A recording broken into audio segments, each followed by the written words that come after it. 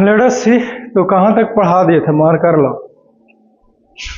तो we have already discussed about the megaphone and bulb horn, right. आज के class का हमारा टॉपिक है that is the stethoscope. Is it clear? So let us talk about the stethoscope. इसको हम लोग पढ़ने जा रहे हैं, स्टेथोस्कोप को।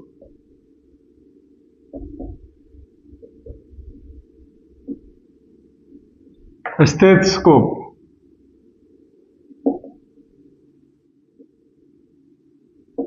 एक clinical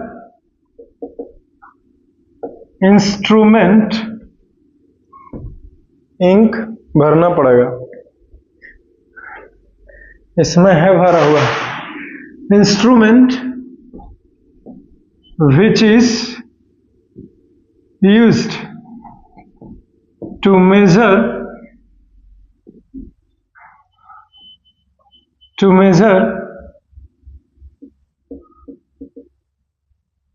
heartbeat, to hear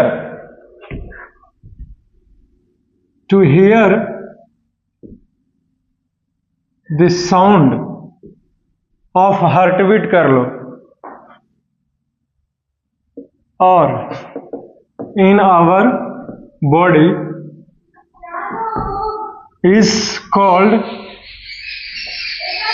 a stethoscope. Stethoscope. Is it clear? अगला पॉइंट लिखो, it works on the principle of multiple reflection of sound wave. Is it clear? All clear.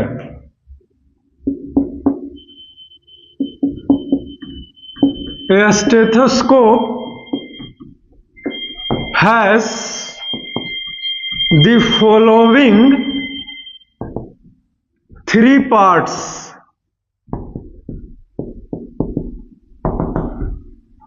सबसे पहला का नाम है ए चेस्ट पीस। चेस्ट पीस के पास diaphragm होता है, डायफ्रागम। स्पेलिंग देखना, GAM होगा कि GU। डायफ्रागम, इसका काम है एम्प्लीफाइज करेगा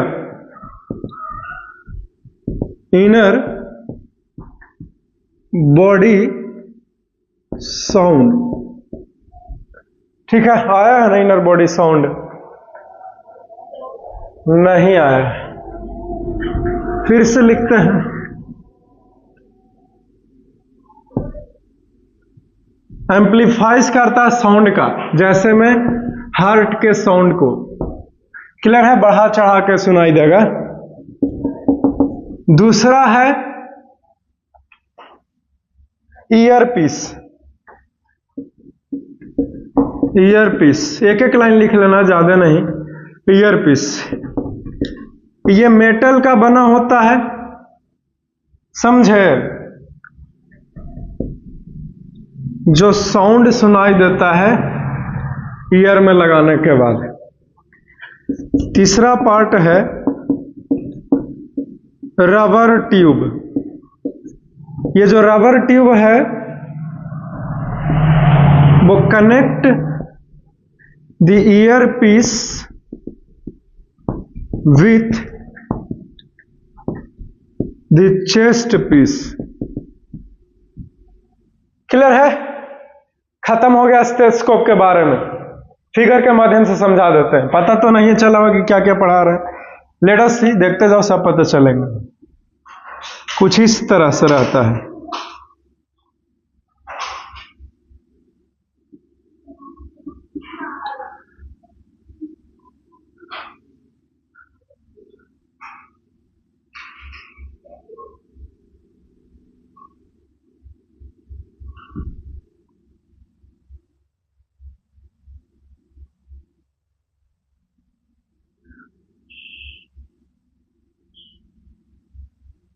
अरे यार,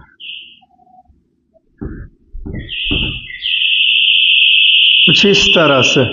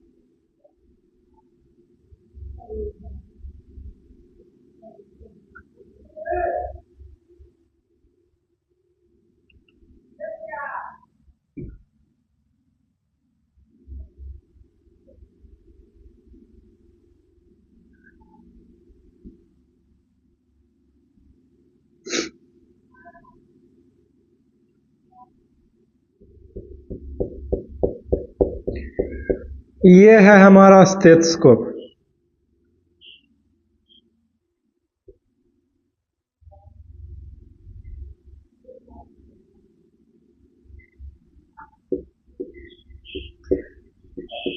ठीक है,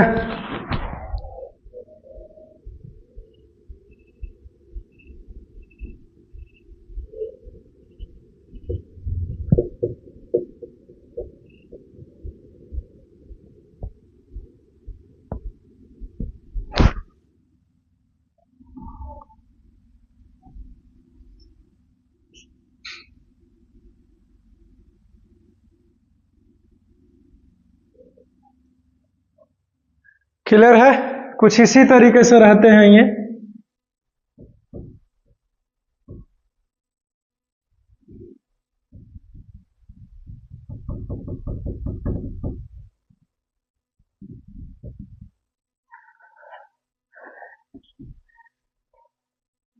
ये है ईयर पीस।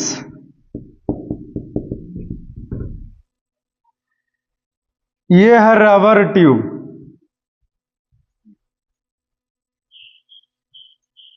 यहां पे डायफ्रागम लगा होता है।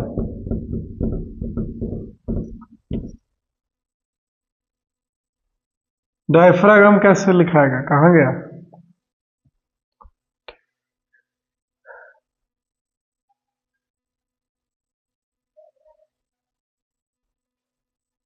GAM।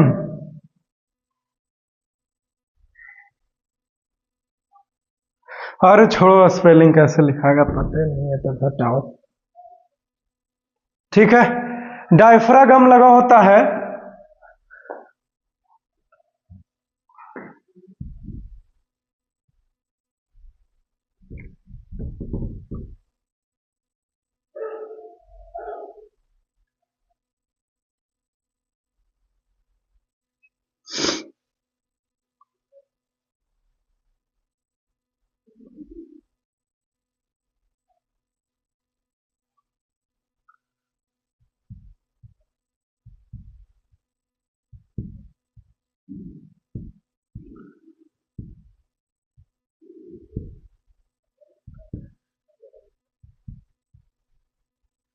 कुछ इस तरीके से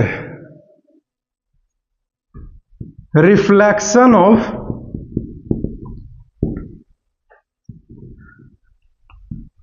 साउंड वेव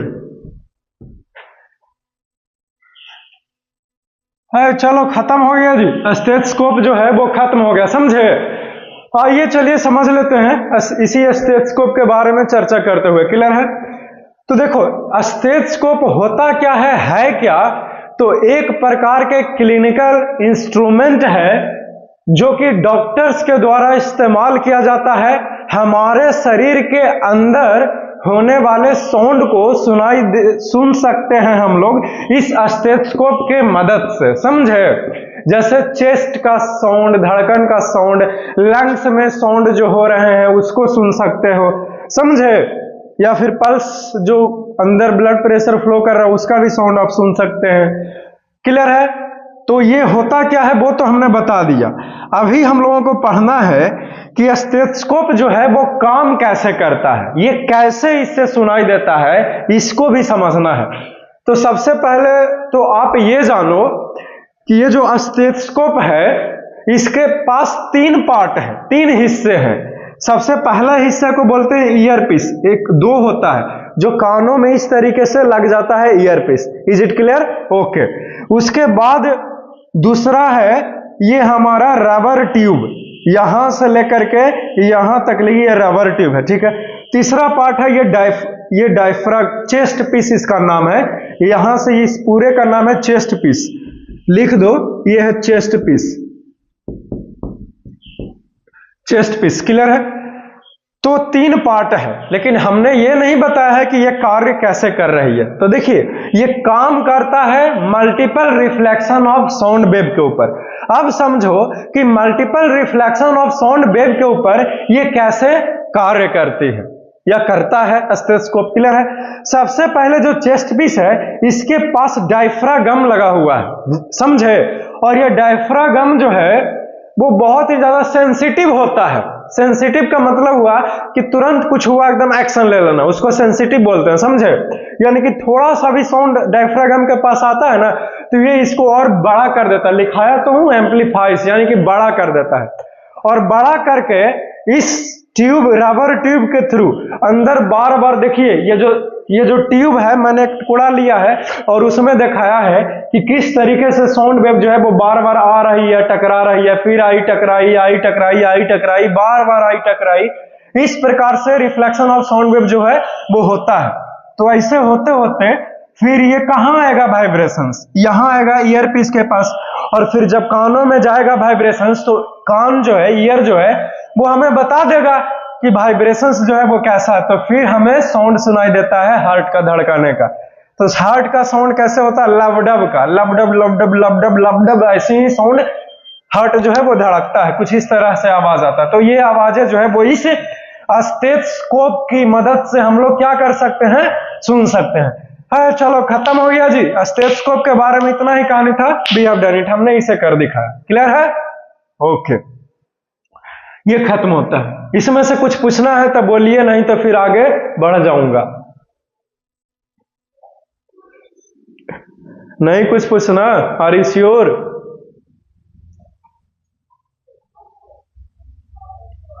मिटा दें?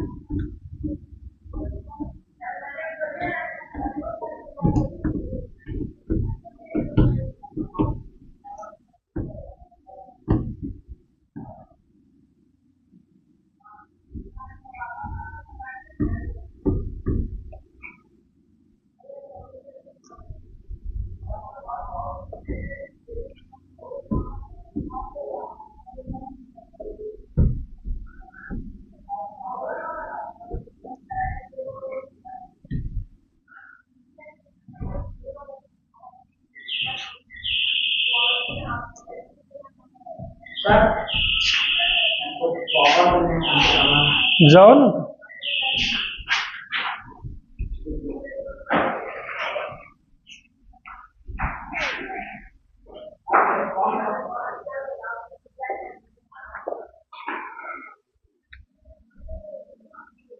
अगला टॉपिक का नाम है that is the sound board. ठीक,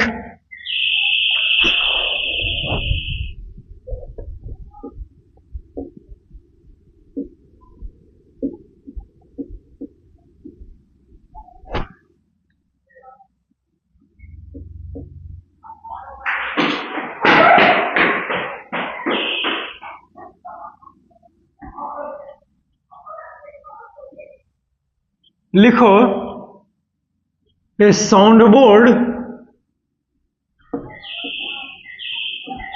is a concave or curved materials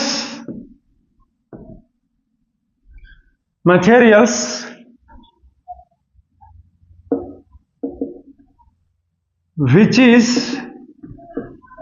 used in a big hall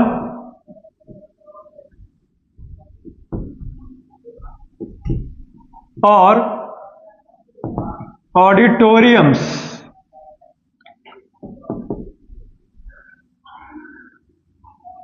so that in auditorium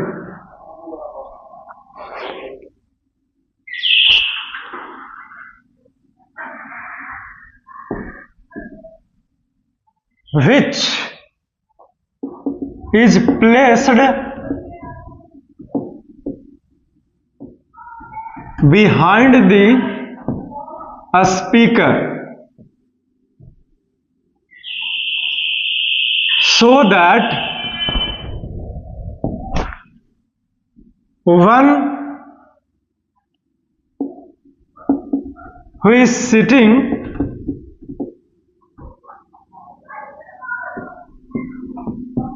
back of the hall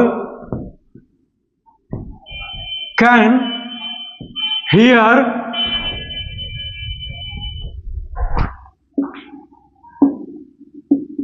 the speech of the speaker.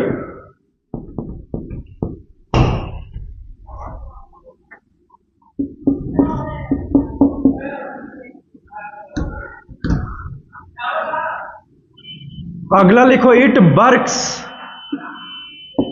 On the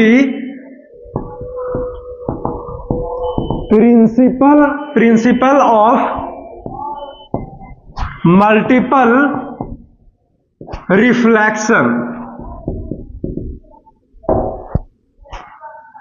ठीक है, multiple reflection. आप sound board को समझो।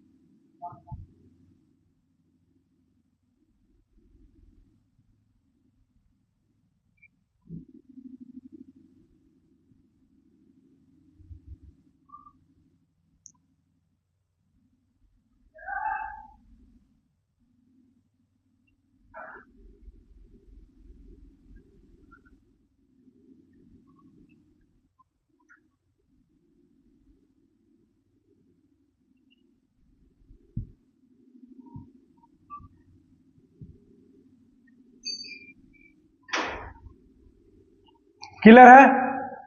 Sound board इसी के साथ जो है वो खत्म होता है, समझे? लेकिन बहुत कुछ जानकारी देना है। समझो इस साउंड बोर्ड को, इस साउंड बोर्ड को समझना बहुत ही आसान है। अभी तो हमने लिखाया है, समझाया है ही नहीं आपको, समझिए कैसे बोलूंगा, समझाऊंगा तब ना। देखिए, साउंड बोर्ड एक प्रकार के स्पेशल तरह के मटेरियल है, सब्सटेंस है, वस्तु है, जो कैसा होता है तो कॉनकेव होता है या फिर कर्व्ड होता है। आप कॉनकेव मिरर का नाम सुने होंगे, तो वैसे ही कॉनकेव मिरर के डिजाइन के, कर्व डिजाइन के तरह ये रहता है, समझे? खास बात यह है कि जो भी स्पीकर स्पीच को डिलीवर करना, जैसे मेरे को स्पीच डिलीवर करना है, ठीक है, इज इट क्लियर? तो इस साउंड बोर्ड को हमारे पीछे लगाया जाएगा, क्लियर है? समझे? जैसे मैं यहां से स्पीच डिलीवर कर रहा हूं इधर चेहरा करके, तो हमारे पीछे ये साउंड बोर्ड है, ठीक है, और हम इस साउंड बोर्ड और कर्व्ड मटेरियल के फोकस पर रहेंगे। कहां रहेंगे? फोकस पर। तो यहां से आवाजें निकलेगी, तो कुछ आवाजें आगे भी जाएगी, पीछे भी जाएगी, लेकिन जो पीछे जाएगी वो तो बेकार ना हो जाएगा जी। क्यों? क्योंकि जो ऑडियंस है, ऑडियंस जो है, बढ़िया से जरा बन जाना, जो ऑडियंस है वो तो आगे रहेगा, है कि नहीं? ऑडियंस कहां रहेगी? ऑडियंस तो आगे ना रहेगी जी, है कि नहीं?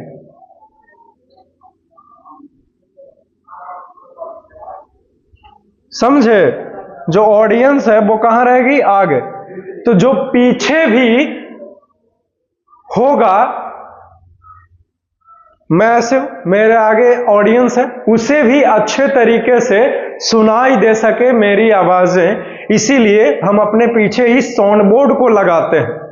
क्यों? क्योंकि ये साउंड बोर्ड क्या करता है कि इस आवाज जो वाइब्रेशंस जा रहा है, ये इंसिडेंट साउंड वेव, वो इस पर से टकराएगी और टकरा करके एकदम आगे दूर तक रिफ्लेक्ट कर देगा इस साउंड को, तो आगे तक लगी जाएगा। और पीछे बड़ा सा हॉल है ये, तो पीछे जो कोई भी एकदम होगा मेरे आगे, पीछे वाला रूम में भी खड़े, उसे भी मेरी आवाजें सुनाई देगा, बिना माइक वगैरह ये सब स्पीकर साउंड ये सब लगाए हुए। तो ये इसका खासियत है साउंड बोर्ड का। क्लियर है? कोई पूछे कि साउंड बोर्ड क्या होता है, तो आप कहिए कि यह कॉनकेव या कर्व्ड मटेरियल्स है, जो किसी भी को भी स्पीच देना है तो उसके पीछे लगाया जाता है, स्पीकर के पीछे, ताकि आवाजें जो आगे की ओर भी जा रही है, और बोलेंगे तो कुछ पीछे भी जाएगा, लेकिन पीछे जाना नहीं है क्योंकि ऑडियंस तो आगे है, तो इसीलिए पीछे जो साउंड गया है उसको टकरा करके वो रिटर्निंग आगे चला जाएगा, ताकि जो हॉल में दूर भी मेरे से खड़ा है उससे भी हमारी आवाजें सुनाई दे सके। इसीलिए साउंड बोर्ड का उपयोग करते हैं। क्लियर है? बड़े से हॉल में जहां पे ऑडिशन देना होता है, जैसे कोई म्यूजिशियन यहाँ पे म्यूजिक प्ले कर रहा है, तो या फिर सिनेमा हॉल हो गया, तो उसका जो सेलिंग्स होता है ऊपर का, उसको कर्व्ड बनाया जाता है। इस तरीके से क्या बनाया जाते हैं? कर्व्ड बनाया जाता है। काहे बनाया जाता है ऐसा? इसलिए ताकि जो साउंड है वो बहुत ही अच्छे तरीके से सभी को सुनाई दे सके, है कि नहीं? Is it clear? All clear. I hope कि आपको साउंड बोर्ड का कॉन्सेप्ट जो है वो क्लियर हो गया होगा। तो साउंड बोर्ड का क्या फायदा आपको पता चल गया? बड़ा सा हॉल है, बोलेंगे कितनों गले को फाड़ करके तो पीछे तक आवाजें नहीं जाएगी, लेकिन जब साउंड बोर्ड लग जाएगा तो आवाजें बहुत दूर तक जा सकती है, राइट? तो ये साउंड बोर्ड का खासियत है। और साउंड बोर्ड जो है वो सिनेमा हॉल में यूज करता है, ऊपर सेलिंग का दीवार कर्व बनाया जाता है, तो ये सारे कुछ यूज है। साउंड बोर्ड खत्म हो गया। क्लियर है? अब हमारा नया टॉपिक का नाम है दैट इज द इको। तो इसको लिख लीजिए, फिर मैं मिटा दूंगा, समझे? ये है साउंड बोर्ड, ये है बेब्स, यहां पे ऑडियंस सिटिंग,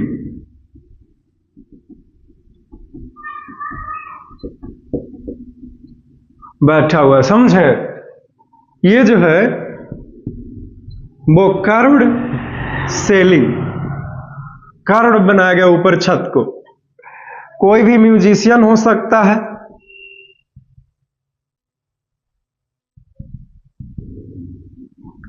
है कि नहीं? साउंड जो है वो इधर दूर तक लग भी आ जाएगा, कोना तक लगी भी, यहां तक लगी। तो ये था साउंड बोर्ड का कॉन्सेप्ट, जो कि क्या होता है, खत्म होता है। तो इसको लिख लीजिए, फिर मैं मिटा करके आगे नेक्स्ट टॉपिक में क्या करूंगा, मूव करूंगा। आई होप कि आपको ये पता चल गया होगा। समझ में आया या फिर मिटा करके आगे बढ़ूं?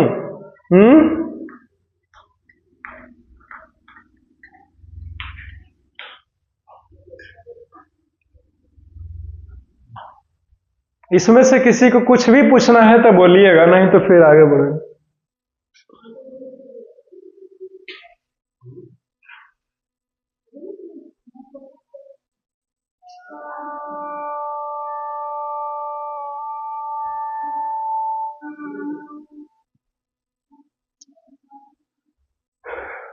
ठीक है, लिख लिए होंगे। Okay,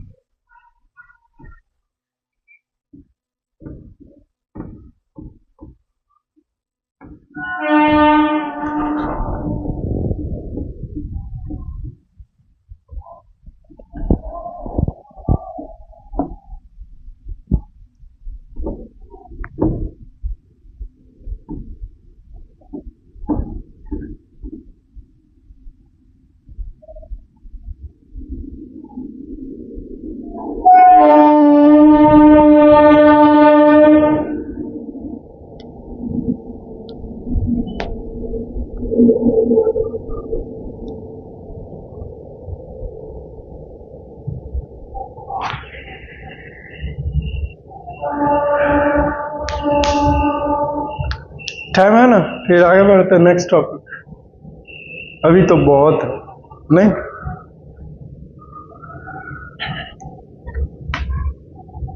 next topic that is the eco.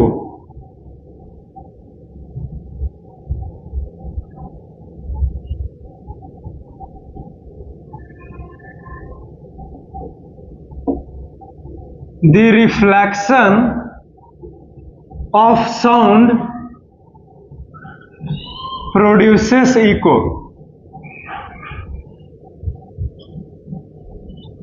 Echoes, जरा सा इंक भर लेते हैं जी।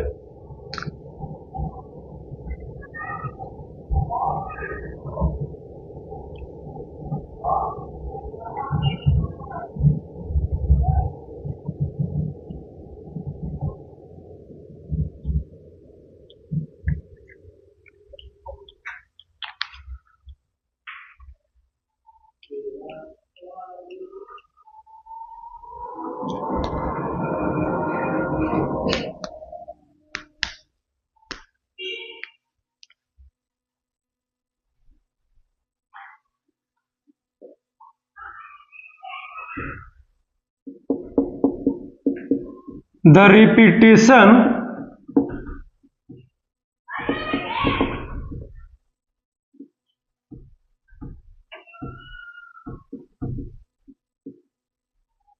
of sound due to reflection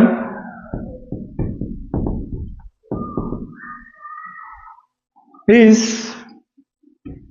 called echoes। ये डिफिनीशन हो गया। और इको क्यों होता है यहां पे लिखाया हूं कि रिफ्लेक्शन ऑफ साउंड के कारण इको होती है। क्लियर है? इको का कॉन्सेप्ट जो है वो बहुत ही आसान है, इसे समझना इजी से भी आसान है। Is it clear? इको होता क्या है क्या, कहेंगे क्या? तो इको को हिंदी में गूंज कहते हैं या फिर प्रतिध्वनि। इको क्यों होता है? तो रिफ्लेक्शन ऑफ साउंड के कारण होता है। क्लियर है? इको का डिफिनीशन क्या है? तो the repetition of sound produced due to reflection of sound wave is called eco.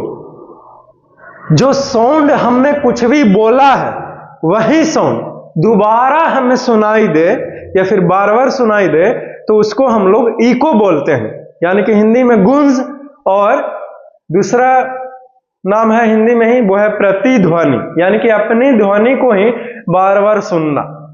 तो मल्टीपल रिफ्लेक्शंस के कारण यह होता है, या फिर यूं कहूं कि रिफ्लेक्शन ऑफ साउंड के कारण होता है।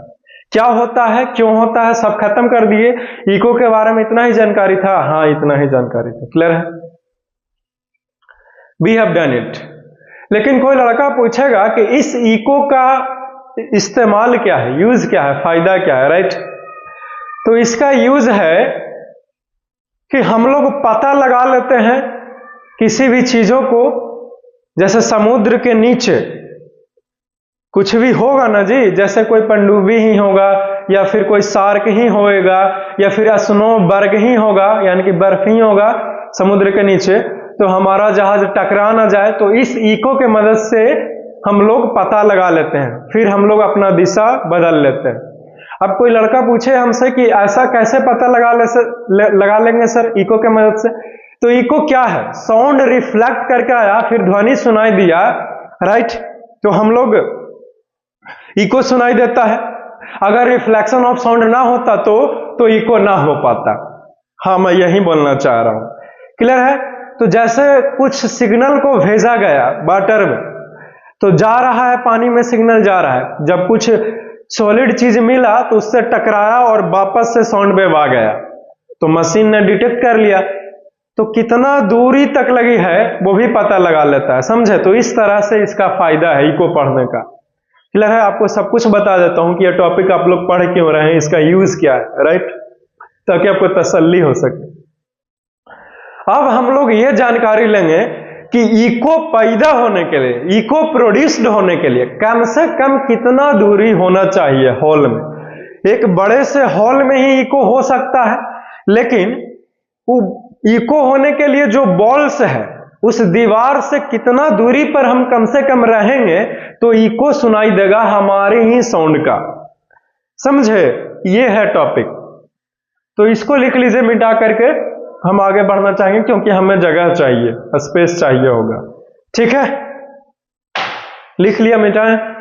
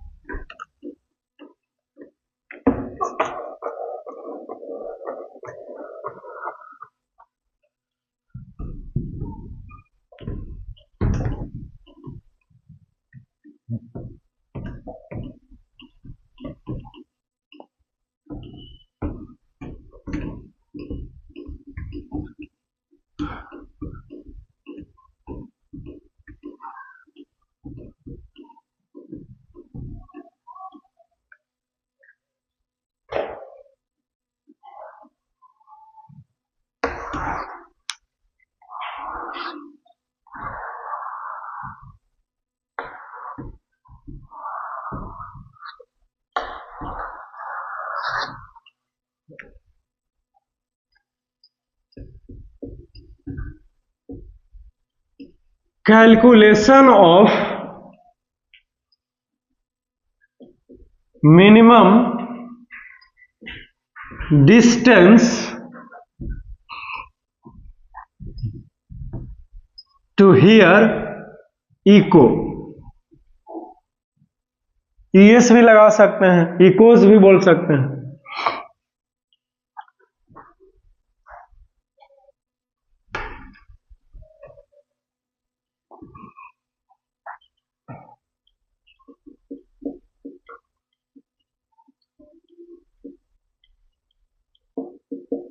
It has been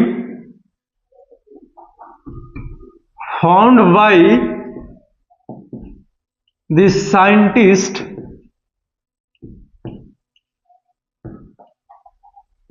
that the two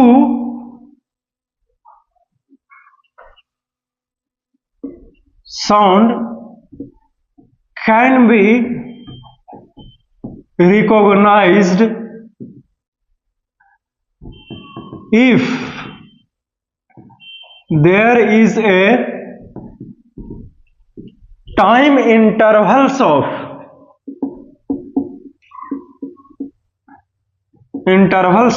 1/10 of a second.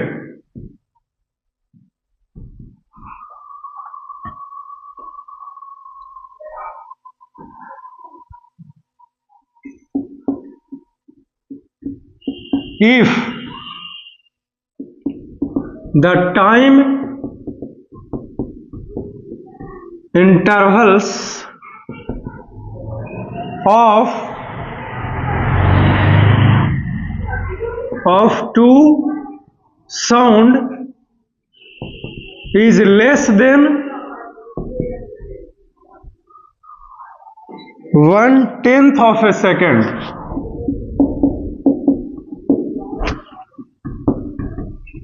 of a second, then we cannot recognize the two different sound. Clear है? ओके अभी समझो बात को। दो साउंड को अगर हमें सुनना है और समझना है तो कम से कम दो साउंड उत्पन्न होने के बीच का जो टाइमिंग है वो 1 सेकेंड के 10वां भाग होना चाहिए। क्लियर है? इसका मतलब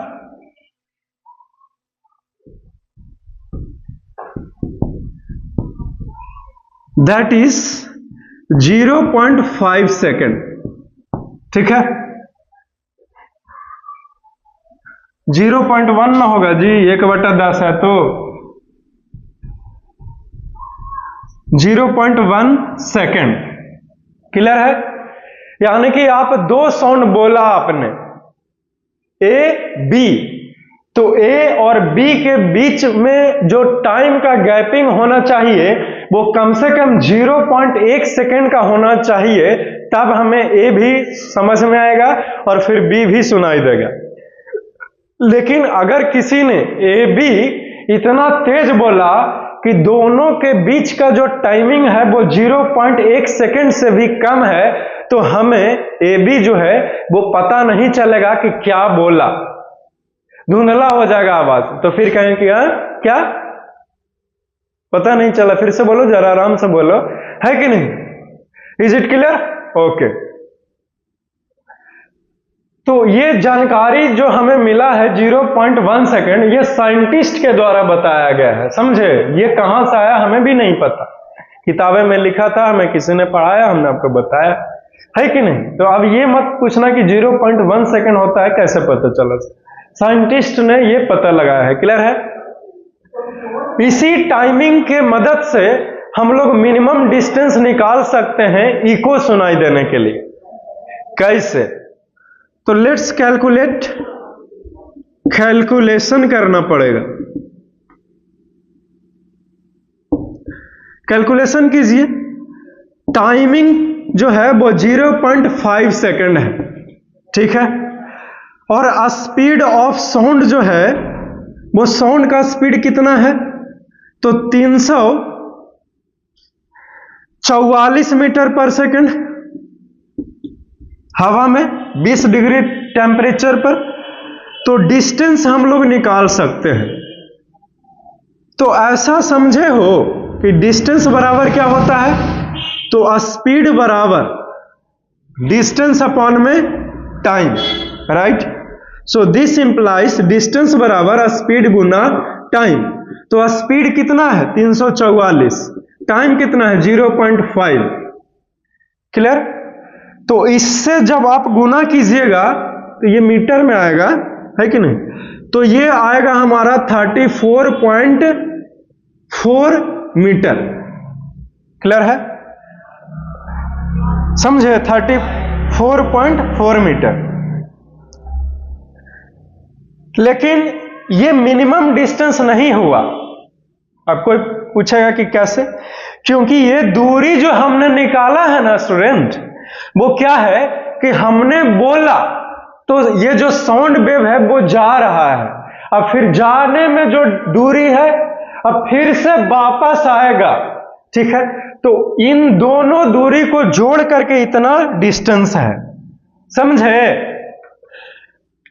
इट मींस इसका आधा करेंगे तो हमें पता चल जाएगा कि मिनिमम डिस्टेंस कितना होना चाहिए इको सुनाई देने के लिए। कॉन्सेप्ट क्लियर है? तो लिखेंगे,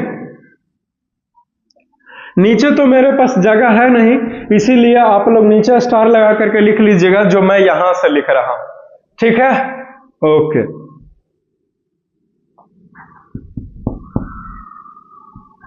$34.4 metre is the distance of going sound wave and returning sound wave. So to hear an echo, to hear the echo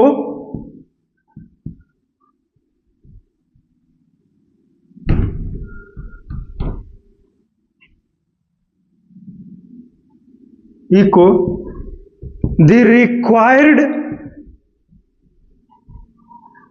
minimum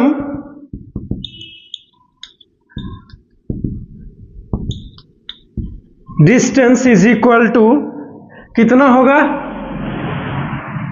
तो 34.2/2। तो इसको जब काटिएगा तो ये आएगा 17.2 मीटर। ये हमारा आंसर है। खत्म हो गया, खत्म हो गया। ये मतलब मैं ये कहना चाहता हूं कि आप किसी एक हॉल में हैं और हॉल के दीवार से 17.2 मीटर की दूरी से हैं और फिर आप बोलिएगा हेलो सर, तो वो आवाजें दोबारा रिटर्निंग आपको सुनाई देगा, हेलो सर, हेलो सर, 2 बार सुनाई देगा, यानी कि गूंजेगी वो आवाज। Is it clear? तो इको सुनाई देने के लिए कम से कम दीवार से आप 17.2 मीटर की दूरी बनाए रखें। कॉन्सेप्ट क्लियर हुआ ना? मुझे यकीन है कि आपको पता चल गया होगा। आगे बढ़ जाएं जी। किसमें कुछ दिक्कत महसूस हो रहा है? दिक्कत है तो बोलिए जल्दी से, और नहीं है तो फिर एक क्वेश्चंस का सॉल्यूशन कीजिए, बहुत ही इंपॉर्टेंट है। ठीक है?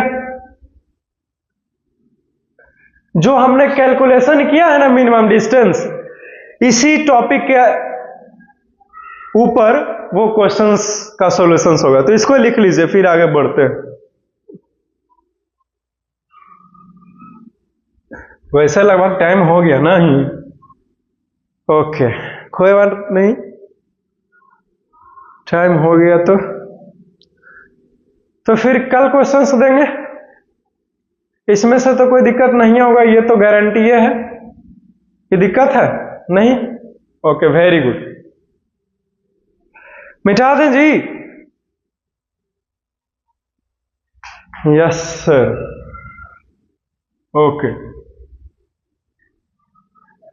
ठीक है, फिर see you soon in the next class and for that you must wait. Enjoy your day, have a nice day. Fair copy तैयार कीजिएगा, अच्छे से पढ़िए। कहीं पे कंफ्यूजन है तो आप बेझिझक पूछ सकते हैं, कोई दिक्कत वाली बातें है नहीं। ठीक है? तो फेयर कॉपी से पढ़ो, जब यहां से सब कुछ नोट्स वगैरह सब तैयार कर लो तब और उसको मेमोराइज भी करते रहो समय समय से। लेकिन अगर कोई टॉपिक में दिक्कत होता है तो आप बेझिझक पूछ सकते हो साइंस वाले सर से, यानी कि मेरे से। मैं हमेशा बताने के मूड में ही रहता हूँ। क्लियर है? तो सी यू सून।